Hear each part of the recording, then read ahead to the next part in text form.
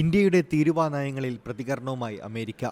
India ഏറ്റവും അധികം തീരുവ ചുമത്തുന്ന രാജ്യമാണെന്നാണ് അമേരിക്കൻ പ്രസിഡന്റ് ഡൊണാൾഡ് ട്രംപ് അഭിപ്രായപ്പെട്ടത്.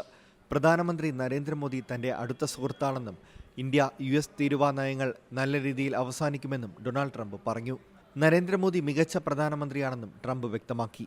ഇതാദ്യമായല്ല ട്രംപ് ഇന്ത്യയുടെ തീരുവ നയങ്ങളിൽ പ്രതികരണം നടത്തുന്നത്. നേരത്തെയും ഇന്ത്യയിൽ ഇറക്കുമതി ചെയ്യുന്ന സാധനങ്ങൾക്ക് ഉയർന്ന തീരുവ ചുമത്തുന്നതിൽ ട്രംപ് നിലപാട് കടുപ്പിച്ചിരുന്നു. അതേസമയം അമേരിക്കയുടെ തീരുവ നടപടികളിൽ US ഓഹരി വിപണിയിൽ ആശങ്ക നിലനിൽക്കുകയാണ്. US ഓഹരി വിപണിയിൽ വൻ ഇടിവാണുണ്ടായത്. ഡൗ ജോൺസ് സൂചിക 716 പോയിന്റ് താഴ്ന്നു. 1.7% ഇടിവാണ് രേഖപ്പെടുത്തിയത്.